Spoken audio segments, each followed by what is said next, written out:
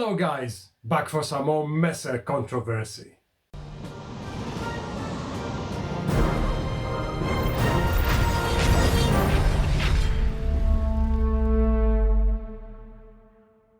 So since my last Messer video, I had mixed comments. Some people liked it and some people found problems with it. Specifically, some of the criticisms were the following. Someone said that medieval German cities were very liberal and just allowed weapons. Someone said that medieval German cities sometimes did not allow anybody to have any weapons. Someone else said that, oh, that has been debunked, and so the Messer was not really meant to fool authorities, but it was designed this way because of competition between the guild of the cutlers with the guild of the swordsmiths. And someone else also made a video implying that I'm an idiot for thinking that one of the reasons why the handle of the Messer is this long is to also be able to be used with two hands. So, let's address all those concerns one by one, shall we? First of all, a general statement. Some people like to say that this is debunked. Debunked. What kind of language is that? Does anybody ever use the word debunked in everyday life when talking about things like, oh, Nick said that he will stay home today. No, I debunk that, because I saw him with his girlfriend out for a coffee. Who talks like that? Nobody talks like that. Only people on the internet talk like that. And in particular, people who want to take a complex issue, isolate one of its aspects, and say that every other aspect is wrong because that aspect is right, and now this makes them look like the authority who got it right, while whoever says anything else is now somebody who just doesn't know better. And by the way, obviously, this video has got a title with the word debunking in it, but obviously it is meant to make fun of the abuse of the term debunking.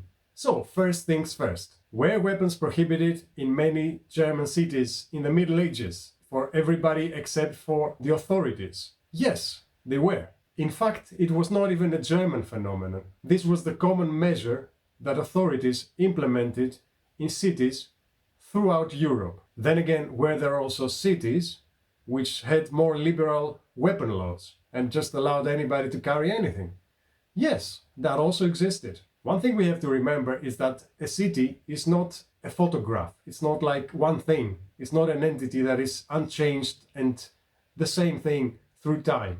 Its regulations change, and they can change even daily, and they change as it adapts through time to different situations. For example, let's say that you were a governor of a city which had very liberal laws about weapons, and suddenly there was a crime wave.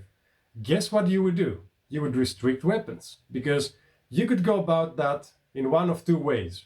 One would be to increase the guards, like double or triple the guards in the city, which means also double or triple the expenses for the city guards, and that's not cheap, because guards are very expensive, they're not cheap at all. Or you could do the easier, more sensible thing, which is ban weapons for anybody except one or two categories of people, one of which certainly would be guards, because otherwise you would have silly situations such as modern day UK, where you have cops without weapons trying to fight criminals with weapons, and it just wouldn't work so well, would it?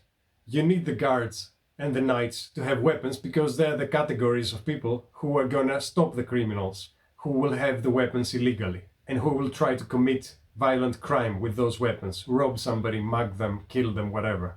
And sometimes, as they indeed did, you would also try to leave the weapons to the categories of people who were reliable and who were very likely to be the victims of those attacks. Now, in an affluent German city in the Middle Ages, those victims would be businessmen. It would be people who had a business that was successful, were making a lot of money, and they were pretty rich. That category also you don't need to disarm for another reason, which is that they're extremely unlikely to be part of a gang, like a gang of thugs or ruffians in the street robbing people, because they're rich and they're already making a lot of money from their business.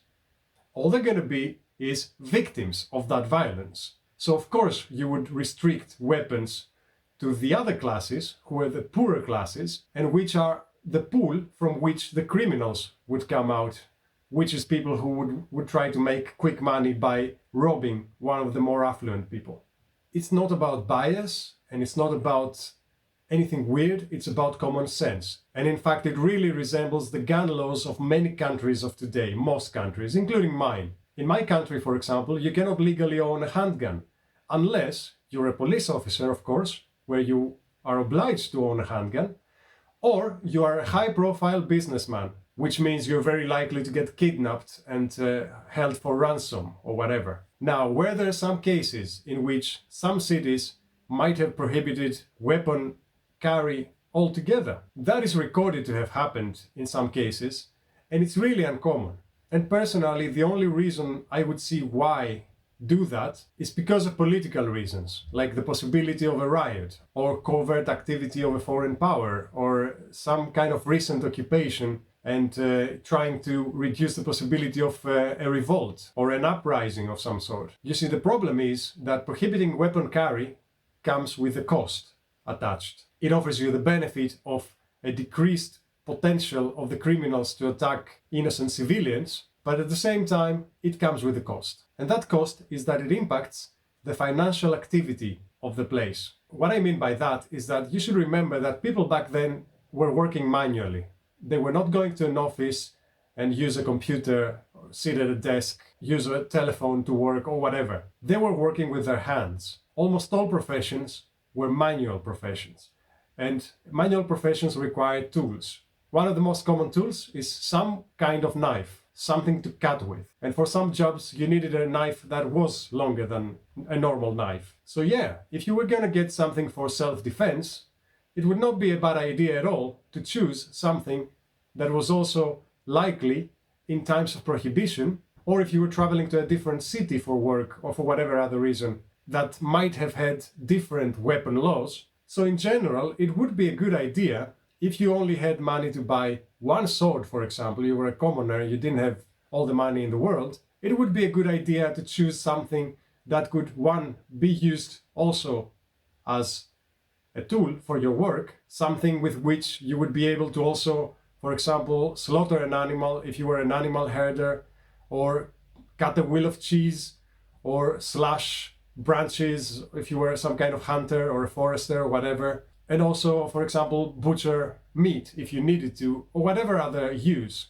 There were a lot of uses for a knife like that, that could be work related. Now, what about guild competition? Sure, of course there was guild competition wherever it was applicable. For example, the Cutler's Guild was usually larger and more powerful than the Blacksmith's Guild or the Swordsmith's Guild. Did they try to get into the market of making swords and selling them? Of course they did. Why not? One thing does not cancel the other. Did they try to also make their swords cheaper than the swordsmiths so that people would prefer them? Sure, why not? Did they also make swords of this dimension, this blade length, and also this handle type in order to work around regulations that were in place to favor the blacksmith guild and limit them into just making cutlery? They sure did. What I don't see is why this being true means that something else also cannot be true. Now, let's say you're a commoner and you don't have all the money in the world and you want to buy one sword, and with this you want to be able to do everything. You want to be able to defend yourself, also do your work, and you also want to limit the chances that it will be confiscated during hard times in your city or in another city that you might visit. And on top of that, this is cheaper than a normal sword. Would you prefer it or would you not? I can tell you that I would. Now, like I said, somebody else made a video opening it with something like, you wouldn't be an idiot thinking that this type of long grip is meant for two-handed use, would you? Something along these lines. First of all, I thought it was a bit uncalled for, but you know, whatever. But okay, being a swordsmanship instructor, I have quite a bit of insight in the use of weapons. So yeah, let's talk about that. Now, his argument was that the handle was made long to act as a counterweight, improving the balance of the sword. And in the same breath, he says that it was also made long so that it can be grabbed from the end, increasing the length. Those two seem to kind of negate each other, don't they? But I guess his very smart brain didn't think about that, did it? Now, what I stated is a fact, which is that you can grab this with two hands. You can actually even grab an arming sword with two hands, and this will actually increase the power of a strike.